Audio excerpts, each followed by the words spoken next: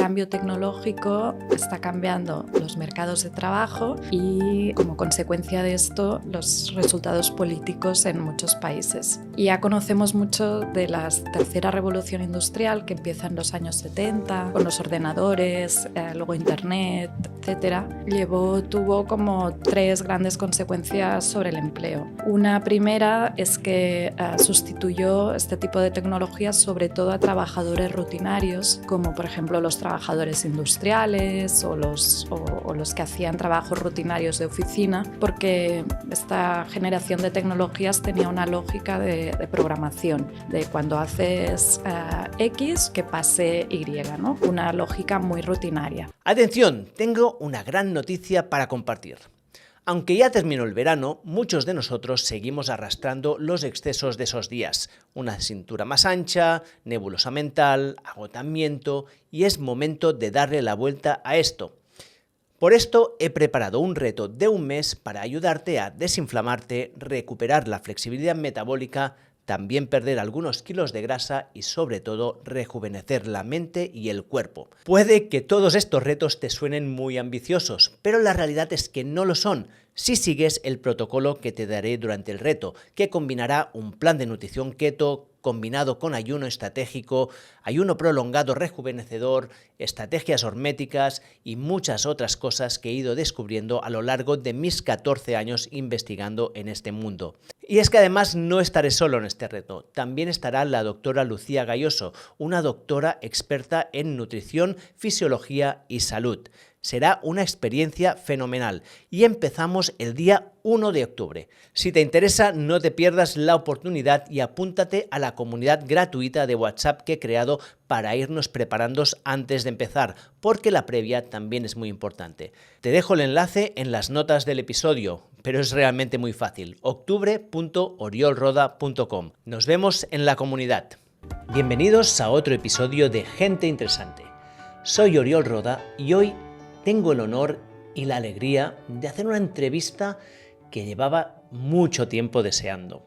Os cuento, cuando tuve la idea de hacer este podcast, una de las primeras cosas que hice fue hacer una larga lista de la gente que quería entrevistar.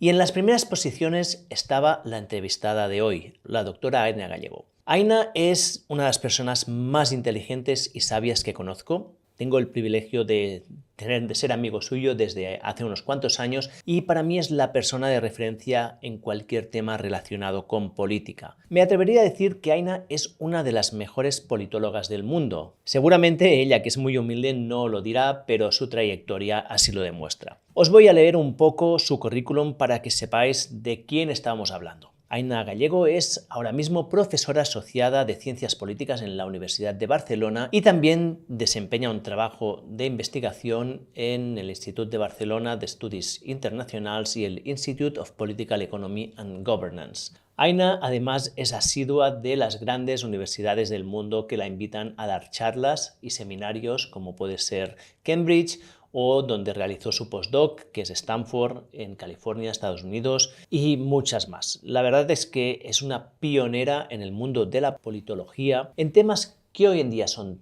tan importantes como, por ejemplo, el estudio de cuál es el efecto de las nuevas tecnologías como la inteligencia artificial en nuestra sociedad. Y de esto justamente es de lo que hablaremos en este podcast, en una conversación que es muy profunda en la que tratamos muchos temas esenciales para entender el mundo en el que vivimos. Para los que escuchéis el podcast habitualmente, este es uno de estos episodios en los que me salgo de los temas de longevidad, estilo de vida, nutrición y deporte y me meto en temas que yo etiqueto como necesarios para entender el mundo. ¿Por qué estamos viviendo un auge de los partidos populistas? ¿Por qué Trump ganó las elecciones del 2016 y es probable que vuelva a ganar las elecciones este año? ¿Por qué en Italia está gobernando un partido de extrema derecha y en Francia también lo consigan? ¿Qué hay detrás del auge de estos movimientos populistas? Ya veréis que la respuesta no es el discurso oficial. Y os sorprenderá especialmente porque una vez Aina nos lo cuente, es básicamente evidente que esta es la razón principal. Esta ha sido una conversación que yo he disfrutado muchísimo. no ha defraudado las expectativas que tenía y que os recomiendo muchísimo que también escuchéis vosotras, aunque sea un tema diferente del que estáis acostumbrados. Y ya veréis que después de esta entrevista tendréis muchos temas de los que hablar en una conversación de sobremesa con vuestros amigos. Pero antes de seguir con la entrevista, os quiero pedir un pequeño favor, y es que os suscribáis a este podcast. Es muy sencillo. Si estáis en YouTube, apretad el botón de suscribir, lo mismo si estáis en Spotify, Apple Podcasts, iVoox o sea cual sea la plataforma que uséis para escuchar este podcast.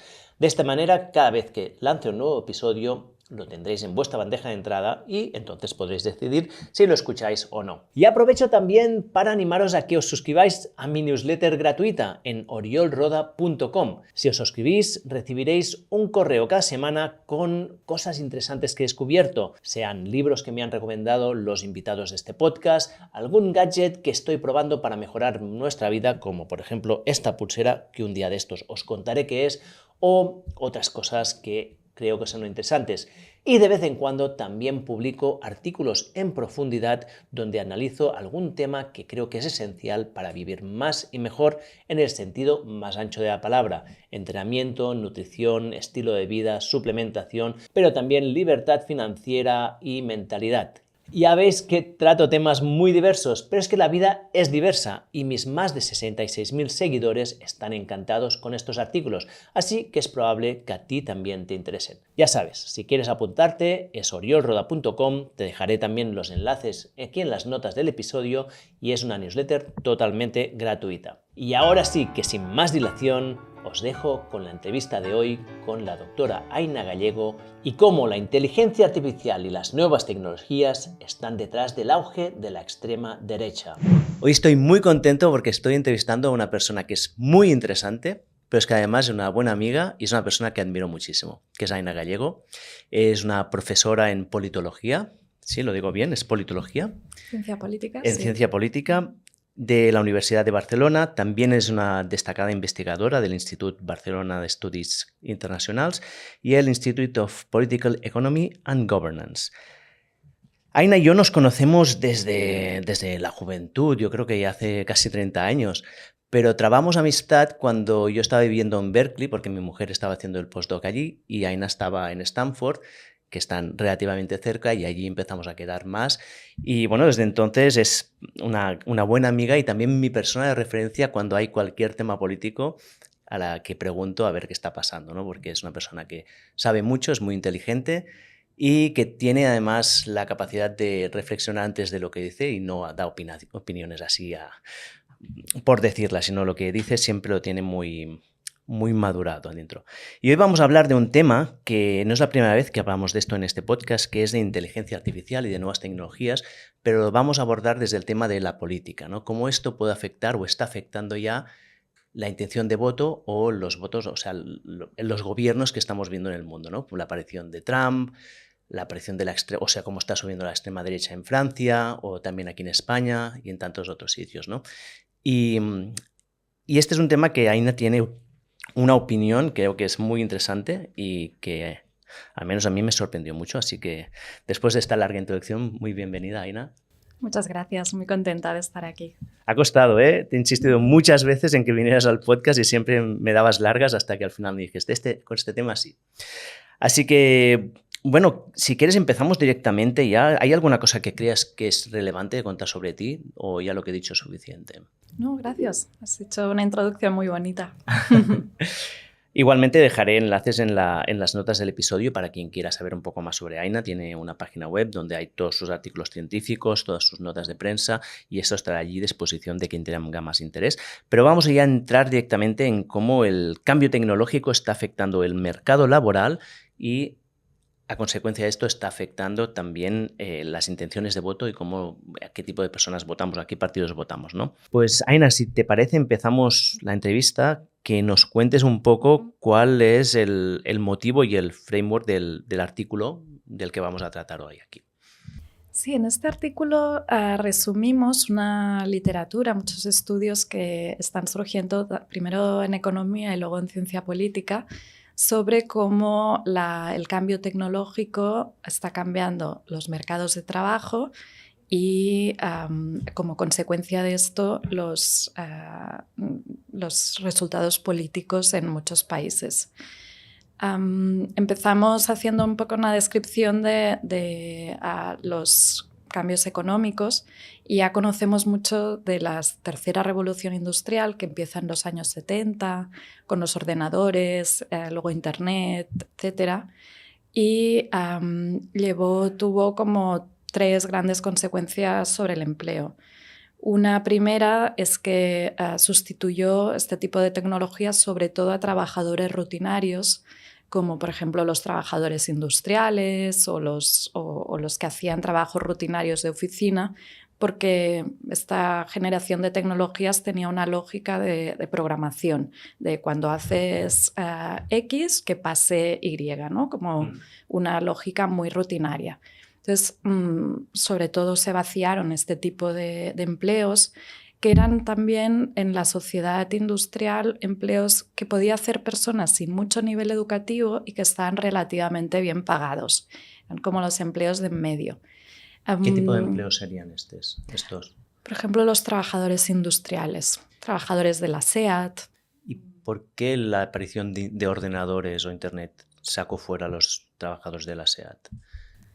Y los robots, por ejemplo. Los robots, vale. Sobre todo porque son trabajos, la gran característica es que fueran rutinarios o personas que movían algo de un lugar a otro, ¿no? Y esto tiene una lógica muy deductiva de si pasa esto, haz lo otro. No hace falta muchas habilidades cognitivas. Y esta primera generación de tecnologías digitales tenía esta lógica, si hemos programado, es esta lógica más de matemática, ¿no? Por un momento, una pregunta aquí. Este no es un proceso que básicamente es un continuo desde la primera revolución industrial. Al final, la aparición de cualquier máquina sustituye, sobre todo hasta ahora, ha sido el trabajo más manual, ¿no? La aparición de telares sustituyó a los que tejían a mano, ¿no? Al final no es un continuo. O sea, ¿por qué distingues la fase? O sea, ¿qué pasó exactamente en ese momento para que esto se acelerara? Sí, muy buena pregunta. Cada tecnología, al decir revoluciones industriales, lo que estamos haciendo es poner grupos de tecnologías juntas y podríamos ir caso a caso. Los telares, por ejemplo, o los cardadores, en ese momento eran trabajadores que eran bastante cualificados para su momento. Había que aprender a usar el uso, la rueda, etc. Y era algo que pasó de repente a poder hacerse con una máquina y niños, que eran en muchos casos niños y mujeres los que están empleados en las industrias. Y lo que decimos es que una manera de pensar sobre esto es que cualquier tecnología puede sustituir o puede complementar habilidades humanas. Pero hay unas tecnologías que sustituyen un tipo de tareas que pueden estar haciéndolos personas menos cualificadas. O pueden estar haciéndolos más hombres o mujeres, por ejemplo, ¿no? Porque hay división sexual del trabajo en todos sitios. Pero también pueden complementar, o sea, pueden hacer más productivo a unas personas u otras. En el caso de los ordenadores, por ejemplo, nos hicieron mucho más productivos a personas como tú y yo, que les gusta estudiar, con curiosidad, pone todo el conocimiento del mundo al abasto. Y durante estos años, de los años 70 a la actualidad, los grandes beneficiados han sido personas con alto nivel educativo. Y observamos, de hecho, que a pesar de que han aumentado, hay mucha más gente con títulos universitarios, durante estos años, estos trabajadores han subido, o sea, sus salarios han crecido más, a pesar de que haya más de estos. O sea, la gente con perfil universitario, sus salarios han subido más, comparado con los que no tienen perfil universitario. Sí. Vale. Porque estas tecnologías complementan, sobre todo nos han hecho más productivos a esta gente con o en trabajos más cognitivos. Y los grandes perjudicados han sido sobre todo hombres en en trabajos rutinarios. Hay un tercer impacto que es sobre los trabajos poco cualificados en el sector servicios, que estos también han crecido muchísimo. La gente que da servicios a los más educados, a los trabajadores de restaurantes, muy concentrado en ciudades. Pero el impacto total de las tres tendencias en este caso ha sido un aumento fuerte y en todos los países con matices, pero muy generalizado de la desigualdad. Espera un momento, por aquí ya me surgen dos preguntas. La primera es que dentro del mundo de la economía se habla de la destrucción creativa, ¿no? De la creative destruction, ¿no? Que es que una tecnología destruye un trabajo pero crea muchos más, ¿no? El ejemplo te ponen de apareció el Excel, dejó supuestamente a los contables sin trabajo, pero de golpe las empresas empezaron a pedir muchas más cosas los que pedían antes y por lo tanto los contables tuvieron mucho más trabajo, ¿no? Y aún hay más contables ahora que antes porque esta tecnología creó todas unas necesidades que antes no existían, ¿no? ¿No ha pasado esto también en este sector?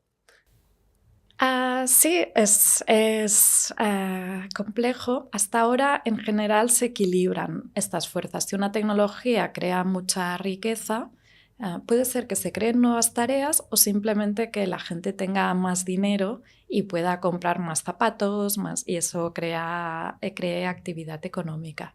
Lo que pasa es que no necesariamente tiene que ser así y sobre todo las tecnologías muy orientadas a la sustitución lo que pueden crear son momentos de transición, por ejemplo, donde haya muchos mismatches, pues igual necesitaríamos ingenieros, pero tenemos a otro tipo de perfiles. Pero además, y es uno de los factores que se está hablando más ahora, que no hay solo la lógica de la tecnología en sí, sino la lógica política o cómo se están distribuyendo esos beneficios. Y hay muchos ejemplos históricos de momentos en que una tecnología que aumenta la productividad no revierte en una mejora de la calidad de vida de la población. Y aquí ya nos vamos atrás. ¿Tienes algún ejemplo así en mente que puedas contar? Sí, por ejemplo, Acemoglu y Johnson en un libro reciente que hablan de muchos ejemplos históricos, Power and Progress, dan el ejemplo de los molinos de viento en la Alta Edad Media, en el siglo XI-XII, en Inglaterra, en Holanda, en muchos sitios, que van junto a otras tecnologías de productividad agrícola que aumentaron mucho la capacidad de un mismo trozo de tierra para crear alimento, ¿no? Uh-huh.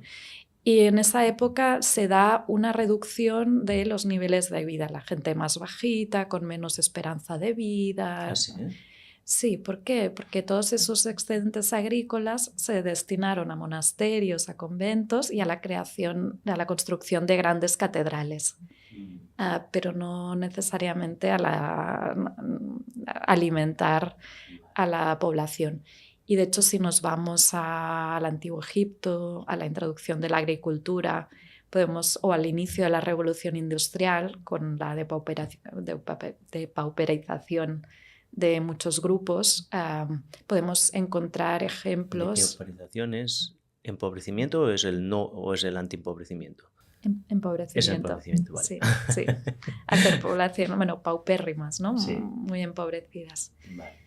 Y de hecho, históricamente tenemos muchos ejemplos de que el cambio tecnológico no va asociado a mejoras de la vida. Ahora me has abierto un nuevo rabbit hole aquí que te pregunto una cosa, a ver si, para no desviarnos mucho, pero ¿esto no iría muy asociado al tipo de gobierno que existe? Por ejemplo, sí. Cuando hablamos de la Edad Media, pues claro, evidentemente era un sistema feudal. Ahora, estos cambios tecnológicos en países con democracia, ¿no tendría que haber una mejor redistribución en estos casos? Es la democracia, en parte, en factor, pero no solo. Porque aquí dos consideraciones. Una es cuánta desigualdad puede sostener la democracia. Y está habiendo un cambio de paradigma, incluso dentro de los economistas más mainstream, de un cierto resquebrajamiento del consenso neoliberal hacia unas posiciones más matizadas, que no todo el crecimiento necesariamente tiene que ser bueno. Hay muchas consideraciones aquí. Una importante es que la democracia es compatible con mucha desigualdad. Y te voy a poner un ejemplo de un estudiante de doctorado, Nick Beachy, ha estado haciendo entrevistas en la Comisión Europea, en la comisión que estaba creando la ley de inteligencia artificial. Que es un esfuerzo muy importante de toda la Unión Europea para poner como cierta regulación y gobernanza en este ámbito. Y le contaban los parlamentarios de sesiones maratonianas para acordar un párrafo de esta ley, en que se ponían de acuerdo los griegos con los daneses y de izquierda a derechas, y acaban satisfechos de crear una frase sobre este tema. Y el presidente de la comisión recibe a las 4 de la madrugada, despertándole, una llamada de Joe Biden diciendo: esta frase la queremos fuera, porque va en contra de uno de mis grandes campeones. Entonces, si gobiernos, en este caso parlamentarios, electos de mucha gente, no pueden, no tienen esa capacidad de poner límites o poner reglas comunes a grandes poderes económicos, el sentido de la democracia se vacía un poco. Y ese es uno de los peligros. Y hay evidencia empírica que la democracia puede aguantar mucha desigualdad, pero cuando llegamos a extremos en que unas pocas personas con mucho dinero tienen acceso directo a poderes políticos y sus preferencias se reflejan en ley, aunque estén en contra de las preferencias de la mayoría, ahí pueden colapsar los sistemas democráticos. Sí. Vale, bueno, a lo mejor esto es una cosa que saldrá un poco más adelante. Aquí hemos tenido una pequeña digresión de la conversación, pero volviendo a otra pregunta que tenía aquí pendiente, y es que tú has hablado de cómo la tecnología desplazó a trabajadores, sobre todo hombres, poco cualificados, ¿no? El famoso Rust Belt de Estados Unidos, o las zonas industriales así que están en depresión aquí también en Europa.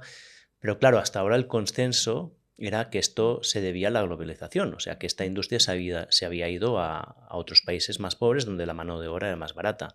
Entonces no es, o sea... Esto dejo aquí la pregunta, sí. Sí, una cosa es la narrativa. Vale. Es cómo se explica en el discurso político. Otro es lo que nos dicen los datos. Esto claro, es una pregunta muy importante y hay gente que lleva muchos años investigando y cogiendo datos en esta región, qué tipo de industrias había, si están más expuestas al comercio, más a la tecnología, si han entrado más migrantes de diferentes países. O sea, conoces los debates académicos, que pueden ser muy lentos, muy detallados y con mucho rigor. Y esta literatura sobre las causas de la desindustrialización lo que dice es que la principal causa es el cambio tecnológico.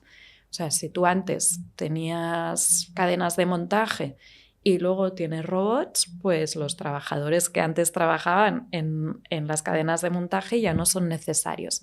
Y eso es el principal, lo que contribuye más. Luego también, y evidentemente están conectados, porque necesitas tecnología para poder transportar los bienes de un país a otro, pero digamos que tanto el comercio internacional como la migración contribuyen menos a ese aumento de la desigualdad, este cambio de la estructura del trabajo, que yo no digo que todo sea malo, pero empíricamente, o sea, ese vaciamiento de la clase media, crecimiento de los dos extremos, ha sido más importante la tecnología que el comercio o la inmigración. Pues atención, déjame que remarque de nuevo esto porque creo que es una de las partes importantes de esta entrevista. O sea, tú estás diciendo que la narrativa que está instaurada hoy en día, ¿no?, que es la globalización y la inmigración son las causas de que la clase media se haya empobrecido, que es el discurso de Trump, es el discurso de Vox, es el discurso del Frente Nacional o de los que están gobernando en Italia, que no sé, la Meloni, no sé cómo se llama el partido, es solo una media verdad, ¿no? Se están olvidando del factor más importante, que es el desarrollo tecnológico, del cual nadie habla. O sea, nadie se queja, no tenemos luditas aquí que están diciendo vamos a quemar todas las máquinas, de momento. Sí, sí hablamos siempre en positivo de la tecnología, o casi siempre en el discurso público, ¿no? La tecnología, tenemos que digitalizar, tenemos que avanzar. Y no me gustaría pasar por ludita, me parece maravilloso muchas de las tecnologías increíbles que tenemos hoy, pero no se trata de ser optimista, pesimista, a favor, en contra, sino ser empiricista, ¿no? Y bueno, si lo piensas, una vez lo piensas, es bastante lógico, sí, ¿no? Tiene todo el sentido. Sí. Sí. La introducción de los ordenadores pues, ha cambiado muchísimos trabajos, cómo se realizaban. Vale, pues continuando con lo que, disculpa esta larga interrupción, pero continuando con lo que contabas, esto era la tercera revolución industrial, que es la que consideramos la aparición de los ordenadores, ¿no?, y de Internet, finales de los 70 hasta los años 2000, principios de los 2000. Luego viene la cuarta, que es la que estamos viviendo ahora. Sí, estamos en plena cuarta y desde el lanzamiento de ChatGPT es mucho más visible, aunque ya hace años que tecnologías de inteligencia artificial se empiezan a implementar en muchísimos ámbitos de nuestra vida. Pero yo creo que ahora hace un par de años que la gente es mucho más consciente y aunque ya estaban, como que el cambio se ha acelerado. Esto es un tipo de tecnologías, es una familia, no es una sola, ¿no?, pero que tienen una lógica un poquito diferente y está basada en usar datos de muchísimas personas para hacer predicciones. Es más probabilístico, no es tanto si pasa esto, haz lo otro, sino cuál es la palabra más probable después de la siguiente, o cuál es la decisión que tomaría un humano. Es más probable que esto sea un gato o un perro, ¿no? No es si tiene bigotes, o sea, no es una lógica así deductiva, sino es inductiva. Y es un tipo de tecnologías que lo que intenta hacer es justamente imitar la inteligencia humana. Así como otras podían intentar sustituir los músculos humanos o otro. Estas están muy dirigidas a crear contenidos, a tomar decisiones, a hacer predicciones de manera similar a como lo haría un humano. O sea que la cuarta revolución industrial está sustituyendo la inteligencia cuando las otras revoluciones sustituyan a nuestros músculos, ¿no?, de alguna manera. Sí, un poco a brocha gorda, pero sí. Muy simplificado, ¿no? Pero un poco estamos sustituyendo trabajos que hasta ahora eran solo del real modelo humanos, como la toma de decisiones complejas, la escritura, ¿no?, marketing, toda esta creatividad, cosas de, ¿no?, escritura, bueno, en general todo lo que es escritura. Yo que uso el ChatGPT todo el día, este mismo guión está hecho con ayuda de ChatGPT. Sí, son unas tecnologías increíbles. Sí, son increíbles, sí, es magia. Estamos viviendo en pura magia. Sí.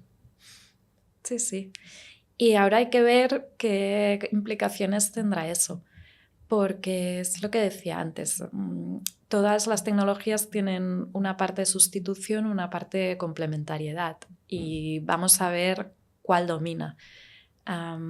Y hay un factor importante que es la velocidad, ¿no? La que ocurren los cambios. Esta parte de destrucción creativa, que es muy mantra de Silicon Valley, estuvimos ahí hace unos años, y esta idea de moverse rápido, romper cosas, vale, sí, pero ¿qué capacidad tiene el mundo de repararse, ¿no? O de encontrar otros equilibrios? ¿Hasta qué punto? Y ahora estamos en un momento de cambio muy acelerado. Sí. O sea, un poco la idea es que está cambiando todo tan rápido que no tenemos tiempo de reajustarnos, ¿no? Esa podría ser una opción.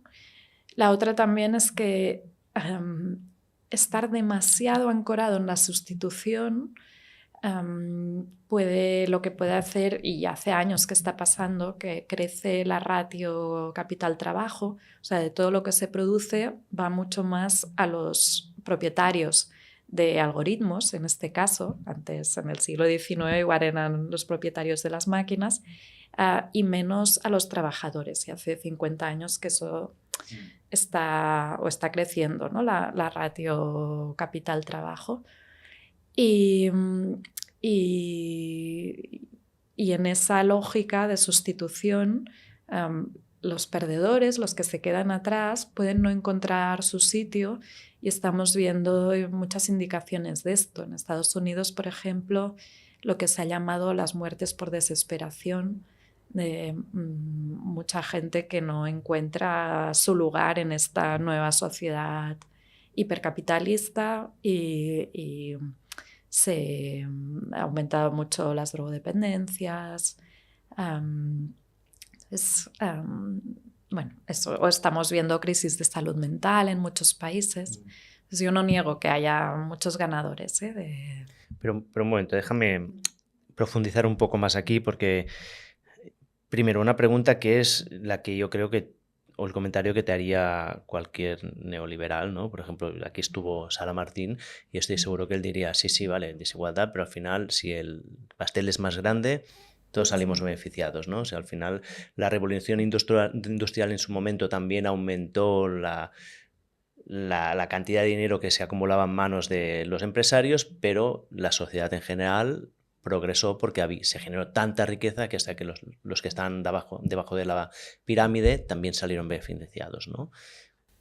Bueno, sí, pero hace falta ver también el papel de los movimientos obreros en intentar justamente conseguir una parte de ese pastel.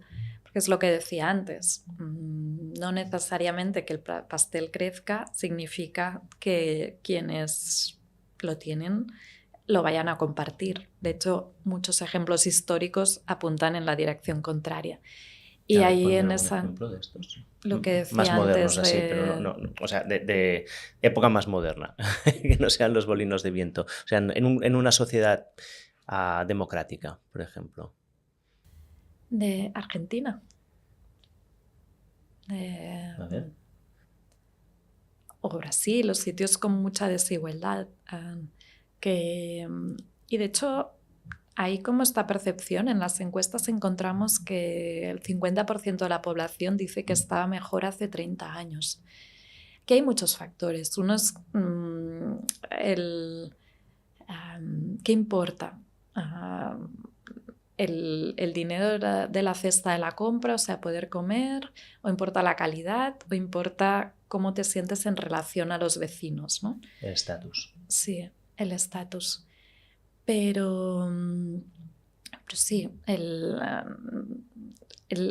nivel de vida, por ejemplo, estos hombres con menos nivel educativo, como llevan 50 años con salarios reales, que son los salarios controlados controlando por la inflación, estables o en declive.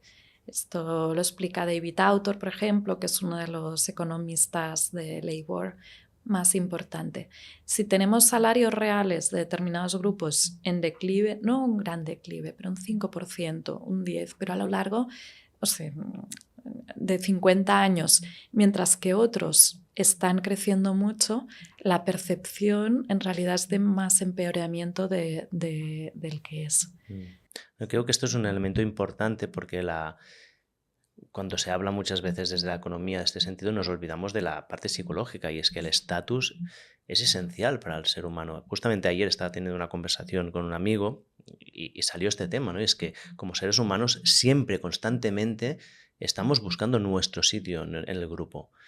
Es una cuestión que es innata porque somos hipersociales y solo hace falta ver un grupo de gente que no se conoce de nada y al cabo de pocos minutos ya se están creando estructuras. Imagínate y entonces como no puede ser esto relevante a nivel social si un grupo concreto de golpe tiene una percepción de pérdida de estatus. Pero aquí me viene otra pregunta y es, ¿no? Si vamos a lo que diría, hemos dicho lo que diría un ultraliberal, pero vamos a lo que diría ahora una persona de izquierdas, ¿no? Esto es el patriarcado que se está revelando porque pierde el poder. Estos hombres blancos que se llegaban a casa, se sentaban al sofá y pedían la cerveza a la mujer que estaba en casa sin hacer nada, de golpe ya no son el centro del universo, ¿no? Su estatus relativo ha caído en relación tanto a los ricos como a sus mujeres. O sea, cuando decía esto de la evolución a 50 años, el grupo que ha salido peor parado son esos hombres menos educados, mientras que los mejores parados han sido mujeres y hombres más educados, y las mujeres menos educadas están un poco en medio, porque ha habido un tipo de trabajos desde enfermería, no sé, muchos tipos de trabajos más femeninos. ¿No? Sí. Sí, que ha habido cierto crecimiento. Entonces, ellos en términos de estatus han salido mal parados y sabemos que a la gente le importa más el estatus cuanto más desigual es un grupo. O sea, si es un grupo más igualitario, un grupo de amigos, ¿no? Que haya un respeto. Pues uno tiene este tipo de trabajo, el otro tiene estas habilidades, pero más o menos no lo estamos calculando todo el rato. Mientras que si de repente en ese grupo de amigos entra un millonario, es posible que todo el mundo esté mucho más pendiente de repente del estatus que en una situación con menos desigualdad. ¿Sí? Y han pasado varias cosas, que esta gente ha declinado su estatus, pero también que el entorno se ha vuelto más desigual. O la gente en Instagram siguiendo a Kim Kardashian, ¿no? Es muy evidente que no tenemos esos niveles de vida. No sé si tú sabes que yo hace año y medio escribí un artículo que se llamaba La dictadura de los iguales, que se basaba en la teoría de que hubo un momento que el macho alfa fue desbancado por un grupo de machos beta y que desde entonces los machos beta se miran entre ellos para que nadie sobresalga demasiado. De hecho, muchas tribus ancestrales, si alguien es demasiado bueno, lo destierran, porque no se pueden permitir justamente estas desigualdades tan grandes para evitar estos juegos de estatus, ¿no? O sea, estamos hablando un poco de lo mismo, ¿no? En este sentido. Claro, es que si tú esto lo explicas muy bien y lo conoces mucho, somos como animalitos, ¿no? Con nuestros cerebros evolucionados, que intentamos vivir en una sociedad que ha cambiado mucho las reglas, pero hay una parte de psicología evolutiva que sigue ahí. Vale, entonces resumiendo, tenemos que los cambios tecnológicos han sido el gran factor que ha desplazado un grupo de trabajadores poco cualificados, que sobre todo son hombres de mediana edad, que esta gente ha tenido una pérdida de estatus importante, sobre todo en relación a los grupos a los que se comparaba, ¿no? Entonces, ¿qué pasa a partir de aquí? Pues que hay una parte que se deprimen. Es esto, las muertes de desesperación. De hecho, antes preguntaba si como ejemplos, pero está bajando la esperanza de vida en algunos países por primera vez en muchos años. ¿Así? Sí, en Estados Unidos, por ejemplo. La crisis de los opiáceos, ¿no? Un poco. Sí, pero también, claro, hay es difícil el acceso a la sanidad, pero ataques al corazón y simplemente eso, desesperación, ¿no? De ser como los humanos necesitamos reconocimiento, esperanza. Sentido.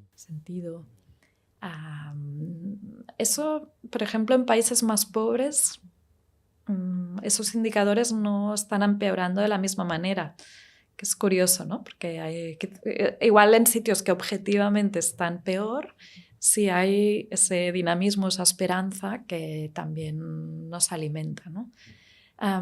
Pero ahora he perdido el hilo. Había estos... Estos trabajadores desplazados, ¿no? Se enfadan. Sí. Sí, hay una parte que se deprimen y una parte que ahí hay un caldo de cultivo que cuando hay unos emprendedores políticos que saben conectar emocionalmente con este tipo de grupos, ahí y el enfado puede ser una emoción mucho más activadora, más movilizadora que eso, que simplemente pensar que eres un perdedor y que te va mal porque no eres suficientemente listo, ¿no?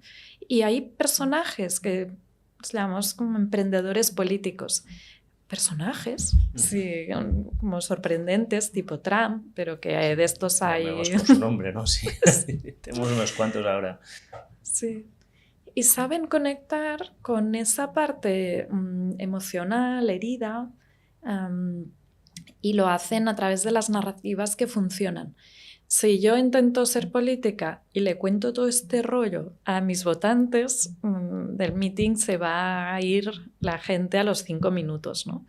Mientras que si les ofrezco una narrativa sencilla, que conecta con creencias previas, que deja un mundo con buenos y malos, con soluciones, pues si ponemos una valla contra la migración y subimos las tarifas, vamos a poder volver a una situación de hace 30 años donde el mundo era mucho mejor.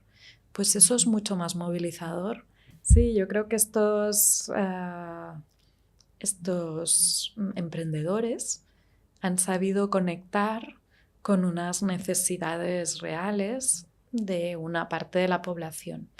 Y es preocupante porque el tipo de propuestas políticas que ofrecen no va a solucionar los problemas que tienen estos grupos, pero sí ofrece una vía de escape, una esperanza, una movilización. Un chivo expiatorio. Sí.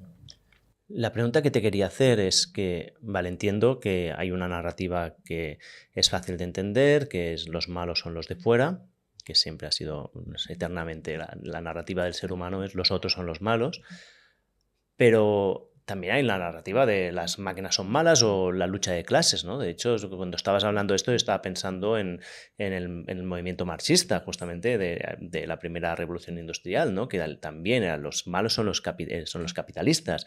¿Por qué no ha salido este movimiento? ¿Por qué no han salido unos movimientos de izquierdas radicales estilo comunista o postcomunista que digan, no, es que es un problema de lucha de clases aquí? Porque al final, un poco lo que estás diciendo tú tira más hacia la dirección de lucha de clases, ¿no? Que hay unos ganadores y unos perdedores dentro de una misma sociedad, que no los de fuera son los que nos están haciendo daño. Sí, es una gran pregunta y a eso dedico mi jornada laboral y sí, es una pregunta abierta, ¿no? No sabemos lo que va a pasar. Creo que aquí hay muchos factores. Uno es que esos grupos, hombres, tal, tenían unas actitudes previas, unos valores.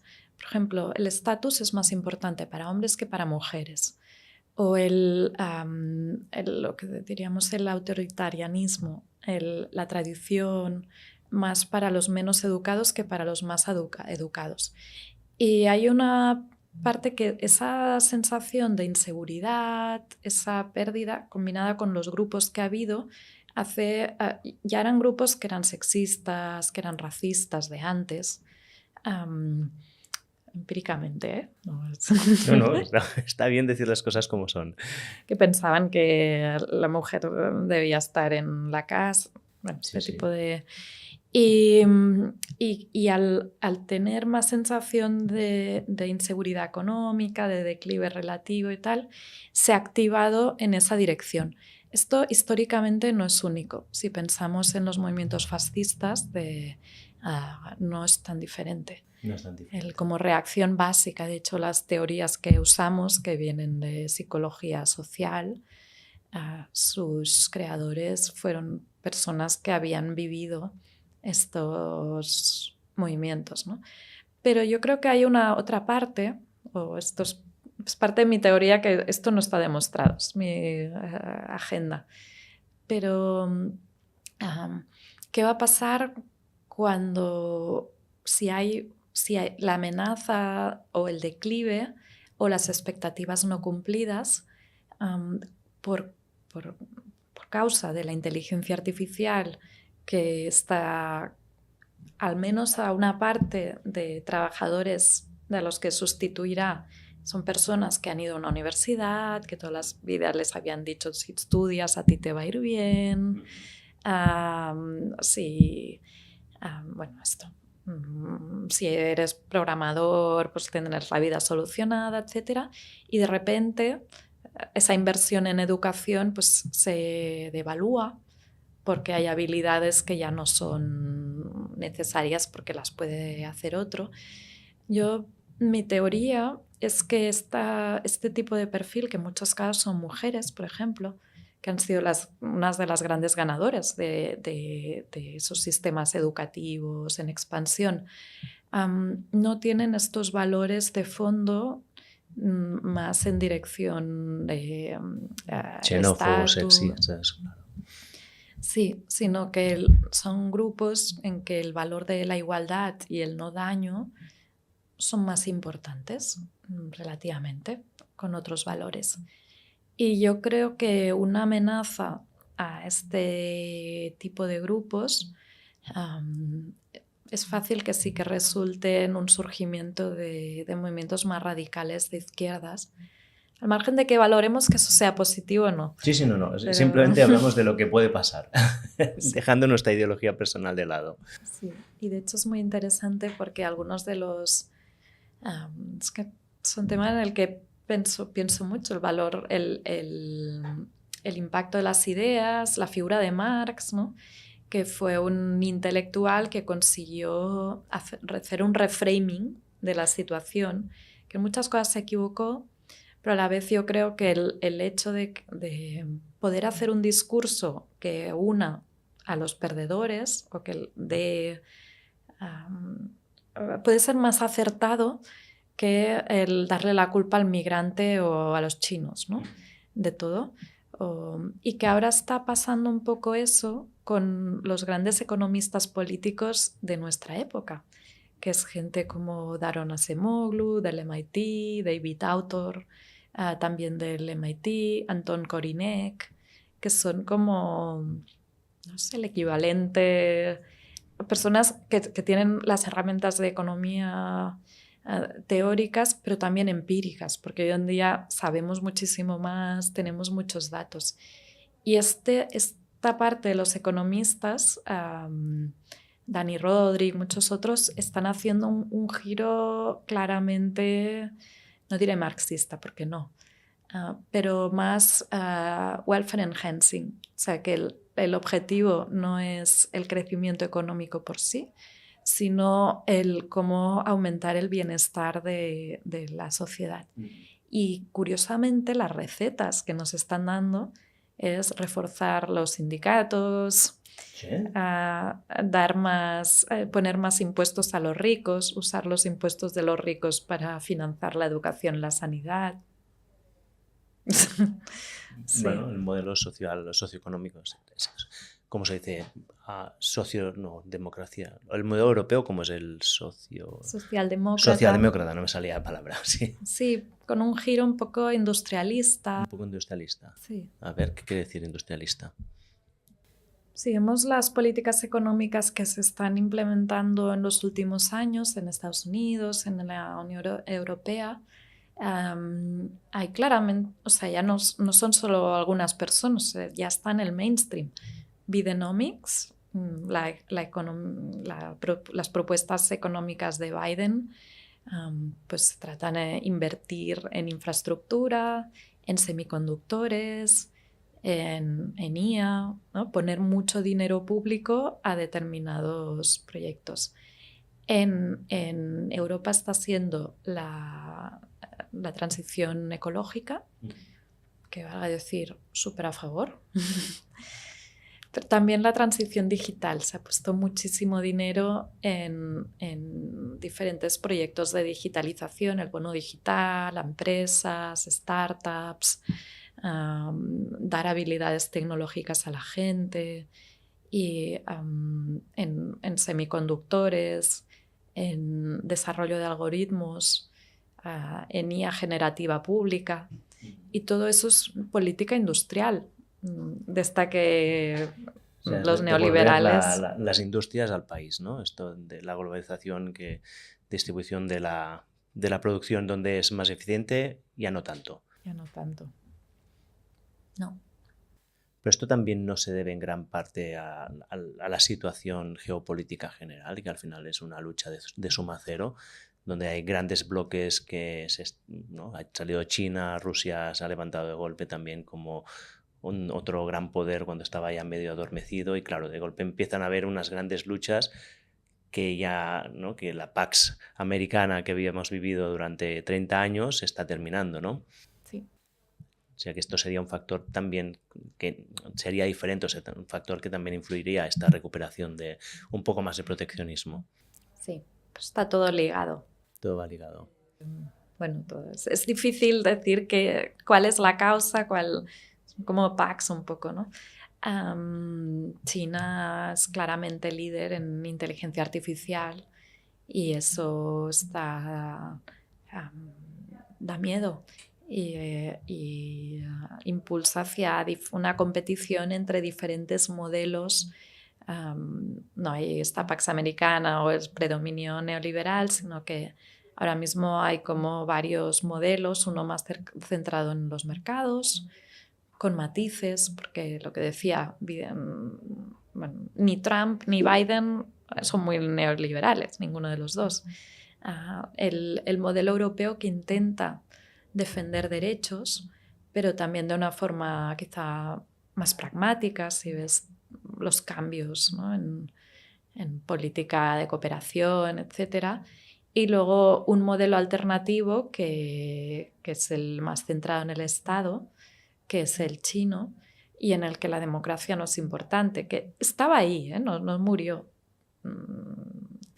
Pero ahora vemos, hay mucha gente, incluso generaciones jóvenes, que piensa, bueno, pues igual no está tan mal, ¿no? Tener un autócrata que piensa a largo término, Sí. que para el cambio climático puede poner mano dura. Sí. Sí, Te conté que estoy leyendo un libro que es El Manual del Dictador, que desmonta completamente esta visión, ¿no? Que es como el gobernante, su único interés es mantener el poder y para hacer esto tiene que convencer al mínimo necesario de personas para mantenerse en el poder. Y un autócrata tiene que convencer a muy pocas personas, por lo tanto sus políticas irán destinadas a satisfacer a estos pocos, que son los que le mantienen el poder, y quien sufrirá será la gran mayoría, porque son irrelevantes. Sí, los electorados. Los electorados, exacto. Sí, tiene un lenguaje que es complicado de seguir, pero cuando entras yo me quedé de piedra, ¿no? Porque no es una visión que nunca me había planteado así, que es un modelo muy sencillo, pero que te cuenta muchas cosas. Sí, sí. Yo sigo a favor de la democracia a pesar de todo, porque como la justificación última es que no hay nadie que sea superior a los otros tanto como para justificar que otro tome decisiones por él, ¿no? O sea, el principio de una persona, un voto, que tú puedes ser mucho más listo, más guapo, más todo, pero que todos deberíamos tener la misma influencia sobre quien nos gobierna, porque esas diferencias no van a justificar que tú tomes las decisiones por mí, ¿no? Ese es Y luego empíricamente la democracia redistribuye más, hay más bienes públicos, hay más niños o sea, la esperanza de vida de los niños crece, o sea, hay beneficios, pero la verdad es que no son tan grandes. O sea, hay modelos autocráticos que a la población le va, o sea, bien, y las democracias también tienen patologías. Pero bueno, hay una línea ahí última de si es preferible un modelo u otro. Yo creo que es difícil, sí, renunciar al modelo democrático. Pues escucha, volvamos a que de nuevo te he desviado un poco de nuevo del tema. De momento hemos tocado un poco la inteligencia artificial y lo que nos viene encima, pero no hemos profundizado mucho en ello aún, porque yo quería preguntarte un par de cosas más referente a lo que ha sucedido hasta ahora, ¿no? Hemos dicho que ha habido este desplazamiento de trabajadores poco cualificados por la tecnología, que esto es lo que ha causado este auge, o sea, descontento en la población, que han encontrado la solución en los discursos populistas de los enemigos son los otros, ¿no? Inmigración, globalización. ¿Existen diferencias en cómo estos efectos han surgido, estos efectos se han vivido en diferentes países? O sea, por ejemplo, pongo un par de ejemplos. ¿Por qué Estados Unidos votó un Trump? ¿Por qué en Europa no, pero en Italia sí? ¿No? ¿Por qué, bueno, en Europa hay algún país que sí, pero ¿por qué Francia resiste o España no ha salido un Vox y en Italia sí que ha salido una extrema derecha? ¿No? ¿Qué pasa en estos países? ¿Por qué ha habido estos diferentes resultados? Hay una tendencia general, Sí. o sea, está pasando en todos sitios. Entonces hay una parte que es común, pero sí hay una parte que depende del contexto y eso es muy importante para ver qué soluciones. Una parte simplemente los sistemas electorales, no es lo mismo un sistema más mayoritario que uno más proporcional, ¿no? Para la entrada de esos actores en el sistema. Pero también yo creo que ahí las políticas públicas, el estado del bienestar, los papeles de los gobiernos son muy importantes. Hay un ejemplo muy bonito que es el de, una serie de papers sobre Alemania con el caso de los robots industriales, que los robots, sobre todo, la industria que más los ha adoptado es la automovilística.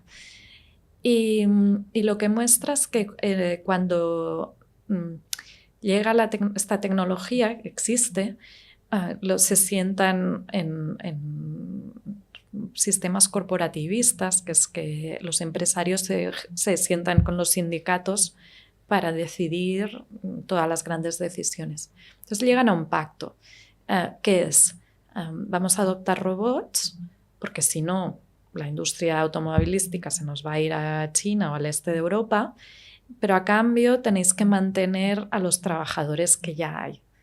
Y se les reentrena, se busca trabajos para ellos, etc. ¿Qué pasa? Que en estas industrias los hijos de esos trabajadores ya no tienen vía de entrada, porque no se crean nuevos trabajos, ¿no? Es parte del pacto. Pero en esas zonas, como sigue la industria y no cierra, ahí sigue habiendo actividad económica y hay crecimiento en otros sectores de economía verde, el diseño, etcétera, y no necesariamente son los mismos hijos, porque hay gente que sale mal parada, pero como media en ese tipo de regiones sigue habiendo una economía bastante bollante. Sí, la gente tiene futuro, ¿no? Tiene futuro y en esas no crece no son los sitios donde crece AFD. O sea, separa, de hecho crece más los partidos verdes. O sea que es posible hacer una transición bien hecha, ¿no? Sí. ¿Las políticas redistributivas afectan también? O sea, si tú, aunque haya un sector que se quede más empobrecido, o sea, que pierda trabajo, pero hay políticas de paro, de reinserción o distribución de riqueza, ¿esto también cambia la percepción? O sea, ¿cómo la gente luego, o sea, en qué dirección va su voto? ¿Desaparece un poco, se reduce esta inclinación hacia el populismo? Esa es una pregunta súper importante. Y la verdad no lo sabemos con claridad todavía. A brocha gorda no. No. No, así... Pero es muy contraintuitivo, ¿no? Bueno, eso a brocha gorda. Pero, por ejemplo, ahora la semana pasada estuve en Lyon y había unos compañeros de Zúrich que están haciendo un estudio súper bonito sobre Francia con políticas, bueno, Sarkozy, de hecho, hizo una propuesta de reentrenar a trabajadores desplazados, darle muchas horas de acompañamiento con trabajadores sociales y dinero. Y esa combinación, por ejemplo, sí. Sí que encontramos que los trabajadores que participaron en esos programas, que no son todos, y eso justamente es lo que nos permite, es como un experimento, ¿no? Sí. Que nos permite comparar a alguien que tomó el programa con alguien similar que no lo tomó. Pues ese tipo de personas sí que están más integradas políticamente, no votan por partidos de derecha. Ahí la pregunta es cuál es el componente importante. Porque si tú solo le das algo de dinero a la gente, pero su comunidad se rompe, su lugar en el mundo, su identidad, etc., igual eso... Y es uno de los argumentos para decir es que igual la renta básica no es tan sencillo la solución, porque la gente hay otras cosas que necesitamos, ¿no? Luego, la parte de reentreno, pero sabemos que hay mucha gente a la que es muy difícil reentrenar. Si ya no les gusta ir al colegio a los 10 años, pues... No les gusta a los 50, ¿no? Y que se tienen que poner a convertirse en programadores a los 50. Eso es complicado. Pero la parte también está del componente humano, de una trabajadora social que pase muchas horas contigo, que ayude a tomar decisiones en la vida. No quiero sonar paternalista, pero yo creo que ese componente humano del reconocimiento, la dignidad, el acompañamiento es algo que este tipo de políticas, que puede ser uno de los componentes activos, ¿no? Vale, o sea, que no se sientan, al final que no se sientan abandonados, que no se sientan que la sociedad los ha dejado de lado y que ya no importan, ¿no? Yo creo que un poquito. sí, que las políticas afectivas tendrán que tener patas de los diferentes elementos. El dinero, tener para vivir, poder encontrar algún trabajo, alguna situación y hacerlo de forma humana, que no sea un algoritmo que te diga tú vas para aquí, tú vas para allá, porque hay una parte de el reconocer al otro que es necesario. Volvemos de nuevo a la parte psicológica, social, ¿no? Que no todo es economía en esta vida. Yo lo pienso, sí. Y escucha, hemos hablado mucho de los perdedores, pero también has mencionado que hay grupos ganadores también, ¿no? Hay evidentemente gente educada que de golpe han visto aumentar su productividad muchísimo. También has hablado de mujeres, ¿no? Que han encontrado un trabajo que antes no tenían. Han salido las mujeres poco educadas que han salido de su casa y pueden trabajar. ¿Cómo ha afectado esto? ¿Cómo ha cambiado la percepción de voto o su ideología política en el grupo de los ganadores? Tenemos un paper sobre esto que lo que decimos es que estos grupos ganadores votan por el status quo. O sea, pues quien esté en el gobierno o los partidos o de izquierda o de derecha, pero centristas. Porque les va bien, tal como están las cosas les va bien, sí. ¿Y ha habido algún efecto en sobre cómo los grupos mayoritarios han cambiado su discurso con el tiempo, fruto de la ideología de los ganadores? Por ejemplo, te digo porque te hago esta pregunta. Imaginemos aquí en España, pues tenemos PP y PSOE, ¿no? PSOE, Partido Socialista Obrero Español, se pone la palabra obrero allí, ¿no? Pero ahora es un grupo centrista que lo votan mayoritariamente, entiendo, ya no tanto obreros, sino gente más bienestante. ¿Cómo ha cambiado la ideología del grupo, ¿no? Ya no es el PP, porque el PP tiene otra... se rige por otras normas, pero el PSOE, que tendría que ser un partido obrero, ¿no? Que es su nombre, o el Labour, ¿no? Americano, que hay inglés, que justo acaba de entrar en el gobierno ahora mismo. ¿Cómo ha cambiado? Sí, han pasado muchas cosas, pero algo importante es que estos partidos ahora son prácticamente... Todos sus líderes son muy educados, universitarios... a quienes les importan valores relacionados con la igualdad, el género, el antirracismo, etc. Y que creen o las propuestas ya no son tampoco las redistributivas más clásicas, aunque ahora están volviendo, pero durante muchos años ha sido el paradigma de la inversión social, o sea, gastar en educación, al menos como propuesta programática de este tipo de partidos socialdemócratas. Gastar, o sea, invertir en la gente para que pueda seguir el ritmo de la economía del conocimiento. Que eso para una parte de gente le ha ido bien, seguimos, a pesar de la austeridad, pero seguimos teniendo un sistema público que es un empleador importante, sigue habiendo mucho trabajo en sectores de educación, sanidad, todos los peros. Pero estos partidos socialdemócratas, como en sus programas, llevan más las necesidades de gente como yo, mujer que trabaja en el sector público, en el sector de la educación, que otros. Que de un trabajador, ¿no? Sí. O sea, un poco han dejado este grupo de lado, ¿no? Ya no. O sea, que ese grupo tampoco no tiene ningún otro sitio donde ir. ¿Y qué pasa con los grupos más de izquierdas, ¿no? Vamos a un Sumar, a un Podemos o al Mélenchon en Francia. ¿A quiénes están representando estos grupos? Mi predicción es que representarán a los perdedores de la IA. A los perdedores de la IA. Esa es mi predicción. Pero bueno, aquí los politólogos siempre se equivocan. Vale. Hablemos de IA un poco más, porque hemos hablado mucho de trabajador ¿no? del sector primario, secundario, disculpa, bueno, también primario, supongo, que perdió su trabajo. Pero ¿qué pasa ahora? ¿Qué está pasando ahora? ¿Quién está perdiendo su trabajo? Mira, la IA de momento está poco claro porque el gran despegue de la IA ha coincidido en el tiempo con paquetes de estímulo como Next Generation o esto de Biden, que han insertado mucho dinero en la economía.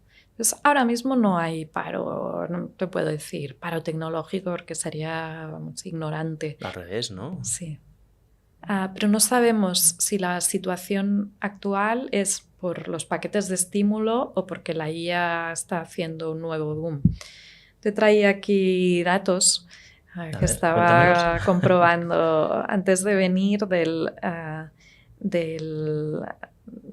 Artificial Intelligence Index Report de 2024, que hacen como una recopilación de datos de muchos países. Y algo que encuentran, que a mí me parece muy curioso, es que de 2022 a 2023, ¿tú qué dirías? ¿Que los puestos de trabajo relacionados con la IA han aumentado o han disminuido? ¿2022-23? Sí. Bueno, yo diría claramente que han aumentado. Pues no. ¿No? De hecho, han disminuido de un 2%, por ejemplo, en Estados Unidos, que era donde los anuncios de puestos de trabajo, de un 2% a un 1,6%. Pero sí es el sector en auge, ¿no? O sea, no está ChatGPT, OpenAI contratando a centenares y centenares de desarrolladores nuevos, o Google o Apple para poder competir. No estamos en una carrera armamentística ahora en a ver quién hace la mejor IA. Bueno, tú estás siguiendo las noticias tecnológicas y hay mucha inversión. Eso sí, se está invirtiendo muchísimo dinero. Pero a la vez se están despidiendo muchos equipos y no hace falta tantos programadores de ChatGPT. Claro. ¿Sabes? Igualmente, el hecho de que ahora se hable más de eso, estamos hablando del país con más anuncios relacionados con la IA, un 2% de la población. Que muy poca gente trabaja en eso, ¿no? Ya. O sea que los trabajos tecnológicos están disminuyendo. Claro, también se entiende, ¿no? Si de golpe tenemos una tecnología que lo sustituye, como mejor es esta tecnología, más gente va a sustituir. De hecho, entramos casi en una curva exponencial, ¿no? Donde cada vez tendremos una máquina que podrá generar su propio código, ¿no? Que es un poco el miedo a las inteligencias artificiales generales y, bueno, este miedo existencial que tenemos a ser sustituidos como seres humanos, ¿no? Sí, o no hace falta tantísima gente para programar o sea, hace falta muchos ordenadores y naves industriales llenas de memorias, ¿no? Y así. Pero no hace falta legiones de trabajadores para programar ChatGPT. Claro. O sí, pero en Malasia y como codificando, entrenando el algoritmo para que mejore, ¿no? O sea que estamos viendo ahora lo que pasó hace 30 años o 50 años con los trabajadores no cualificados, pero ahora está pasando con la gente educada. Un poquito. ¿Es el miedo o es la hipótesis? Sí, yo creo que en el sector privado, por ejemplo, en finanzas, no sé, en el sector privado, yo no, aunque en el público se están digitalizando servicios, es en el sector privado donde deberíamos encontrar que los trabajadores usan estas tecnologías y los empleadores se dan cuenta y o bien le dan más trabajo al mismo trabajador, pero entonces no fichan a otros, o directamente lo que antes hacían 3, ahora lo hace 1. Pero esto va a llevar tiempo. O sea, es un poco prematuro porque ahora mismo está lloviendo mucho dinero, y llevará tiempo del mismo modo que la primera revolución industrial implicó mover los usos y los telares de las casas a una fábrica, donde había un supervisor, donde había que construir casas para la gente. Eso llevó mucho tiempo. La electricidad, ¿no? Hubo que llevarla a todos lados. Yo creo que ahora se están acortando los tiempos de transición, pero todavía estamos en un momento de transición. Claro. Déjame hacer una pregunta de nuevo un poco como si fuera abogado del diablo. De la misma manera que decimos que cuando hubo la sustitución de gente con poco nivel educativo, mucha de esa gente no podía ser entrenada, ahora no es el caso. Estamos hablando de gente que ya está muy acostumbrada a estudiar, porque están en el sector del conocimiento. No pasará que esta gente tendrá la capacidad de reencontrarse, reinventarse más fácilmente, porque ya están acostumbrados justamente a reaprender y aprender cosas nuevas. O sea, no tendremos más un proceso de destrucción creativa donde a lo mejor sí que desaparecerán muchos sitios de trabajo tradicionales de ahora, pero aparecerán muchos trabajos diferentes porque la gente se los inventará directamente. Como media, yo creo que la gente, sí, la más educada, le gusta más aprender y en ese sentido se adaptará mejor. Hay una pregunta de hasta qué punto le puedes pedir a la gente ese esfuerzo, ¿no? Y que el esfuerzo tiene que tener recompensas. Yo creo que hay una parte que sí, que la gente educada aprenderá, se buscará la vida seguro, pero algo, por ejemplo, lo hablamos con estudiantes de doctorado, que serían un perfil así de este tipo, gente que le gusta mucho estudiar. Y ahí estamos con unas tasas de uso de antidepresivo entre estudiantes de doctorado del 50%. ¿Pero cuál es la causa? ¿Es esta? ¿Es la incertidumbre hacia el futuro? ¿O es que les pedimos demasiado? Bueno, es que es eso, y cuando hablas con ellos, hay una parte de la hipercompetitividad que da miedo y la incertidumbre y tal, y otra parte es que eso, pues he estado aprendiendo Python y de repente ahora ya no sirve, ¿no? Y una ansiedad bueno, es que todos podemos aprender, pero necesitamos algo de tiempo, algo de acompañamiento, seguridad, ¿no? Si nos sale una inversión, tener dónde caer. Y esa sobreactivación, luego cuando la gente se agota, se deprime. Claro. Pero bueno, yo creo que históricamente el sector de la investigación es de los sectores que tiene índices de depresión más altos. Sí. También por una característica, yo creo, del tipo de personas que están allá, ¿no? Totalmente. Gente que es muy intelectual y que cuando tiene un problema le da tantas vueltas que se pasa de rosca, ¿no? Aparte que es verdad, es hipercompetitivo. Yo tengo que decir aquí que a lo mejor por mi historia personal me cuesta un poco más empatizar con esto, porque yo mismo he tenido que transformarme tantas veces. Yo vengo de la ciencia, llegó un momento que vi que era un camino que no tendría recorrido para mí. También pasé mi depresión, se la pasé, pero me reinventé.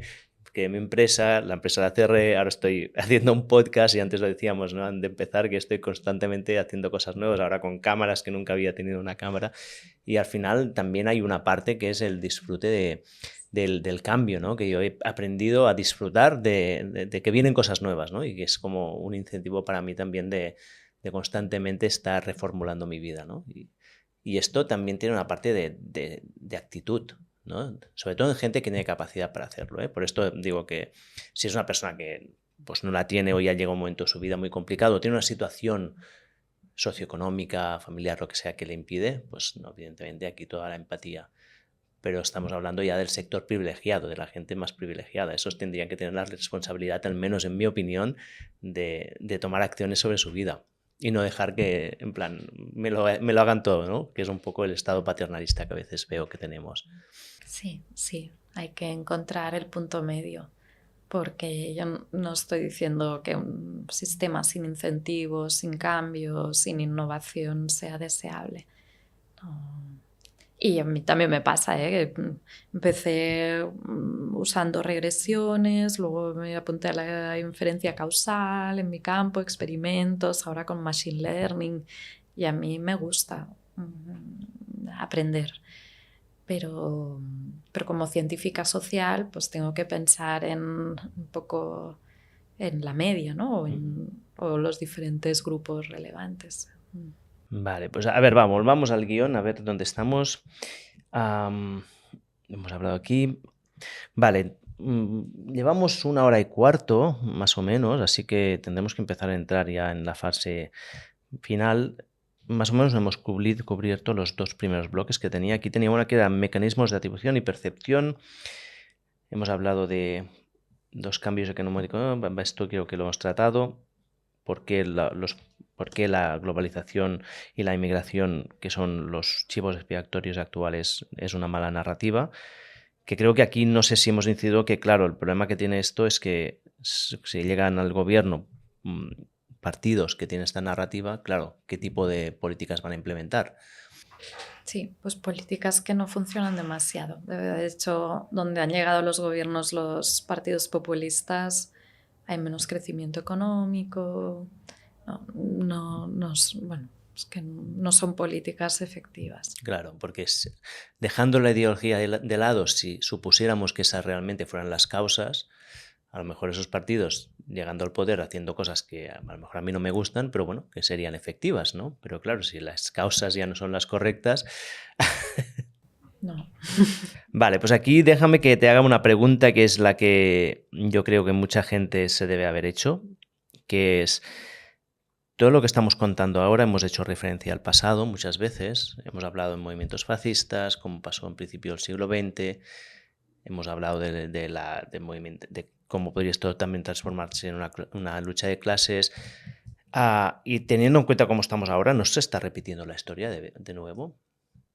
No estamos replicando... Espero que no. No, porque de nuevo estamos a principios del siglo XXI y con un auge de los movimientos de extrema derecha, principios del siglo XX hubo el auge de los movimientos fascistas, con políticas e ideas muy parecidas en muchos casos, ¿no?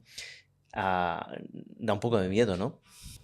Sí, da miedo y hay paralelismos muy claros. El aumento de la desigualdad, el movimiento de los cambios geopolíticos. En esa época también se está desplazando el poder de Europa a Estados Unidos, ¿no? La polarización, que tanto de izquierda como de derecha, pero es ir a extremos. Hay paralelismos muy claros. También son sociedades muy ricas, hay mucho que perder. Y hay un factor nuevo. ¿Qué quieres decir que hay mucho que perder? ¿Que perder en qué? ¿En tirar hacia el absolutismo o en qué sentido? Las sociedades muy ricas, si la gente tiene mucho, el miedo a perderlo todo puede hacer un cierto conservadurismo, prudencia, ¿no? Bueno, esto es una teoría de Adam Przeworski. Pero ¿a favor de qué iría? ¿De que está replicando el modelo de hace un siglo? O sea, ¿que está repitiendo la historia o es en contra? Es que no lo he entendido bien. Contra. En contra. Que las democracias colapsan menos cuando son muy ricas. Las democracias colapsan menos cuando son muy ricas. Sí. Pero bueno, eso son regularidades hasta ahora y habrá que ver. Pero yo creo O sea, hay una parte de factores que dices, bueno, o igual algo hemos aprendido de la historia. Esperemos. ¿No? Sí. Hay otro que a mí me preocupa, que son los límites, porque es mucho más fácil distribuir, que haya para todos, en un contexto sin límites ecológicos que en un contexto con límites ecológicos. Y ahora tenemos una banda muy, muy fina en realidad, en el que todavía no toda la población tiene buenos estándares de vida, porque hay sitios donde no, pero a la vez, si seguimos creciendo en cuanto a bueno, ya nos estamos topando los límites planetarios. Entonces tenemos que conseguir habitar en esa banda, ¿no? Pero esto, o sea, ya sabes que aquí traje a Marre One para hablar un poco de Sí. energía. La propia revolución verde no es en sí mismo también un factor de crecimiento. O sea, la propia transformación de la economía no es un factor de crecimiento. Quiero decir, si hablamos de la gente que no tiene acceso a un nivel de vida, ¿no? Gente de África, para poner un ejemplo, llevarles un tractor que vaya con petróleo allí es un problema porque tiene que llegar la gasolina. Pero si tienen un tractor eléctrico y sin unas placas solares, lo pueden gestionar. O sea, al final tener la eficiencia de la energía renovable que tenemos hoy en día abre la posibilidad de desarrollo tecnológico que antes era imposible o que estaba muy limitado por otros factores que son puramente físicos, ¿no? Simplemente llevar todo ese combustible hasta allí, pues no llegaba. Sí, hay unas tecnologías maravillosas y hay una parte de los límites estos planetarios que se podrá solucionar con nuevas tecnologías. No creo que todos. Pues también, o sea, el cambio climático es uno, pero hay también el agotamiento de biodiversidad, los materiales, hay Sí, la contaminación de plásticos en todos sitios. Sí. Sí. O sea, sí, maravilloso las tecnologías que nos ayudan a eso, a desarrollar, a conseguir bienestar sin imponer costes sí.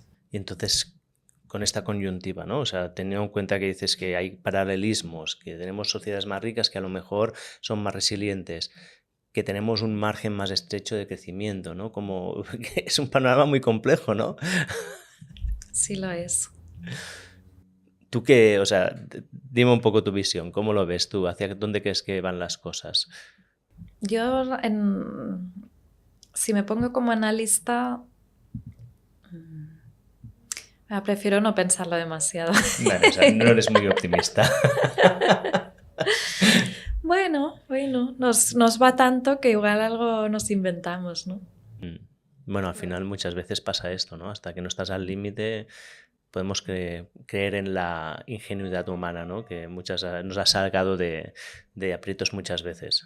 No es garantía, pero bueno, sabemos que está ya esa capacidad. A ver, vamos a ver entonces, pues vayamos a una parte final y es qué tipo de políticas considerarías más efectivas pues para poder revertir estos problemas que hemos visto hasta ahora. Creo que lo hemos hablado un Sí, han poco. más o menos salido, pero así para tenerlo bien estructurado. Sí. En cuanto a inclusión de grupos que se quedan atrás, políticas que tengan en cuenta varias patas. Una es el bienestar mínimo material de la población, que tenga suficiente para un estándar de vida digno. Uno que sea más capacitar. Quien quiera reentrenarse, que pueda, poder aprender a lo largo de la vida, y otras de reconocimiento, de trato, de dignidad, o sea, eso para los perdedores, ¿no? Sí, los cansados desfavorecidos. Sí. Luego hace falta seguir con la inversión en capital humano, porque es que si no, ¿quién va a entender esos algoritmos, ¿no? Y por motivos más de principios, de que la educación es una manera de entender el mundo, de dignificar, de poder tomar decisiones, de ser autónomo, etc. y experimentando. Una cosa positiva que está pasando últimamente es todo el movimiento de políticas basadas en la evidencia, que no es tanto... Sí, podemos tener, las ideologías nos dan valores, ¿no? Pues, puede ser más de izquierdas, más de derechas, valorar más la tradición, valorar más la igualdad, pero tener una aproximación de que no tenemos todas las respuestas, pero sí tenemos mejores herramientas. Decimos, bueno, pues si queremos conseguir tal objetivo, ¿qué funciona? Vamos a evaluarlo, vamos a escoger los medios que mejor funcionen para conseguir fines, ¿no? Y si nos equivocamos, pues cambiar ¿Y de los camino. gobiernos están haciendo estas políticas? Sí. Sí. Más que hace un tiempo. Ponme algún ejemplo concreto de algunas que estén tomando. Hay una unidad que ahora dirige Mónica Martínez Bravo sobre inclusión, que han realizado muchos pequeños experimentos sobre cómo hacer llegar las ayudas mínimas mejor a la gente, o a programas de reducción de pobreza infantil.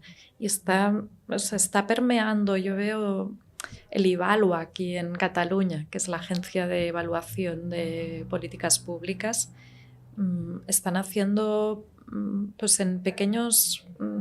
el introducir en las bibliotecas tal programa, pues hacerlo con un grupo de control, tratamiento y ver cómo es la mejor manera. Y al final es una mentalidad, ¿no? Sí. Es bueno, pues podemos tener objetivos, eso tendremos que hablarlo entre todos, ¿no? Si queremos ir para aquí o para allá, pero luego vamos a encontrar la mejor manera, ¿no? La más eficiente, la más eficaz. Igual mi idea previa era equivocada. Bueno, pues la cambio.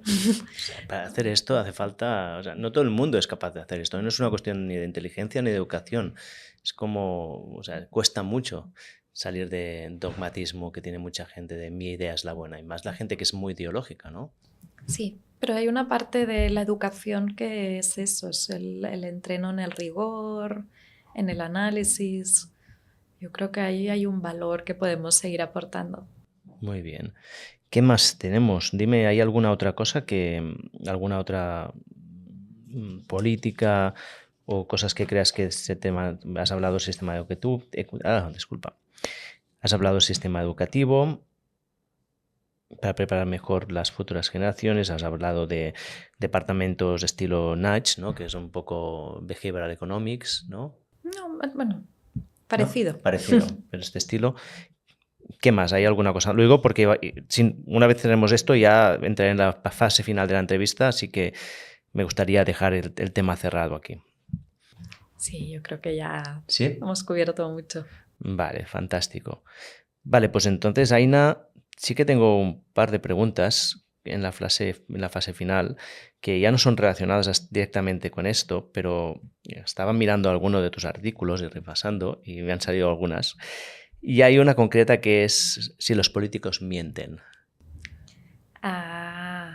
Algunos sí, otros no. Políticos hay de todo, pero tenemos un artículo bonito con Katerina Janesik, una estudiante de doctorado brillante que ahora está en Oxford, que encontramos que el problema con estudiar las mentiras es que no se ven. Claro. Muy difícil. Y Maquiavelo ya decía que es mejor mentir. Pero lo que encontramos es que a los que mienten les va mejor. Cuéntanos un poco el artículo, porque es que yo me lo miré y lo encontré fascinante. Hicimos una encuesta a alcaldes, entrevistamos a 1000 alcaldes en toda España y les pusimos un pequeño juego behavioral, que es simplemente les pides tirar una moneda y les dices, bueno, vamos a darte un informe con los resultados, pero no podemos hacerlo a todo el mundo y solo se lo daremos a quien tenga cara. Entonces, eso es una forma estándar, lo de las monedas, de estudiar las mentiras, porque la probabilidad es un 50. Claro. Pero si un 70% de la gente le sale cara, es que un 20 te ha mentido. Claro, pero no sabes qué 20. No sabes qué 20. Y encontramos que muchos políticos mienten y podíamos ver si mienten más las mujeres, los hombres, los de izquierdas, derechas, etc. Pero también usamos eso para ver si los que nos habían dicho cara era más probable que fueran reelegidos al cabo de 4 años. Y encontramos que sí. A ver, espera un momento porque esto aquí me he perdido. Primero, previamente, ¿mienten más los hombres que las mujeres? No, los políticos no ¿Mienten encontramos más los de diferencias. derechas que los de izquierdas? Sí, los del PP y en cierta medida el PSOE más que los de partidos pequeños. O sea, los partidos mayoritarios mienten más que... Eso encontramos. Y vale, entonces el follow-up. ¿Cómo sabéis que los que mienten más tienen más éxito?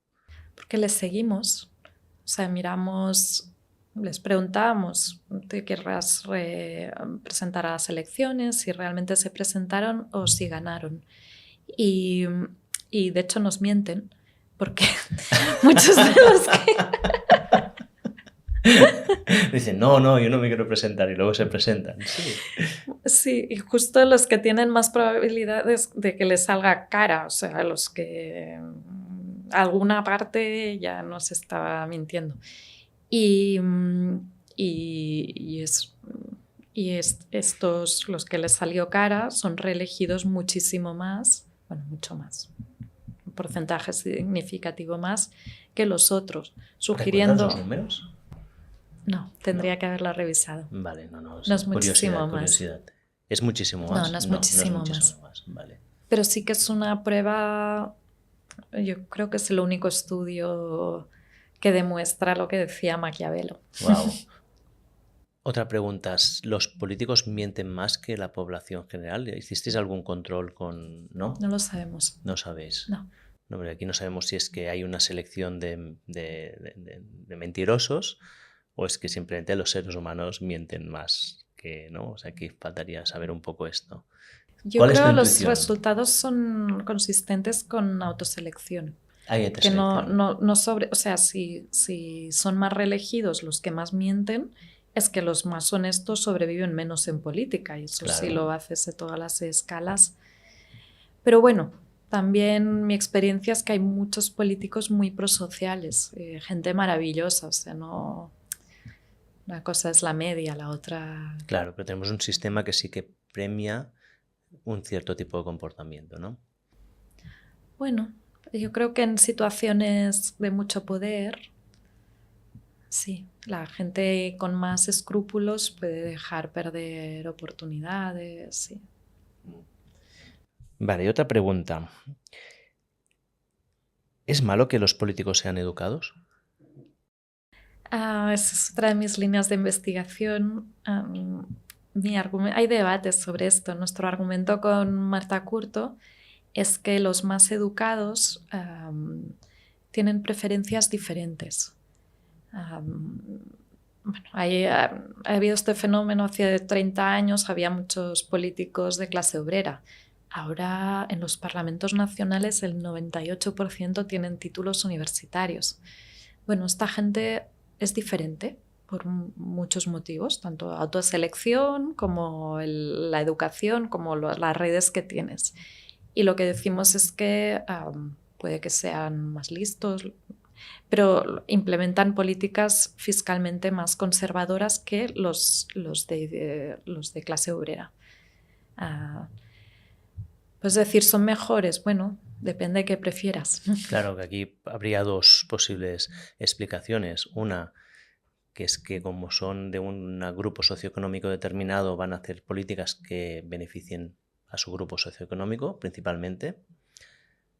O la otra, que es que las políticas más conservadoras son mejores y que una persona que haga un mejor análisis porque tiene más conocimiento verá que a lo mejor algún tipo de política más progresista no tiene tanto sentido, ¿no? Sí, pero intentamos recolectar todos los datos de performance que podemos, ¿sí? De si crece la población, si ajustan mejor los presupuestos, y no hay diferencia. ¿No hay diferencia en qué? En indicadores puros de performance. O sea, un político más educado no es mejor político, no toma mejores decisiones que uno que tenga menos educación. Nosotros no encontramos eso. Wow. También hay una cosa de selección. Los poquitos que llegan menos educados Son brillantes, claro. Ostras, qué curioso esto. Sí.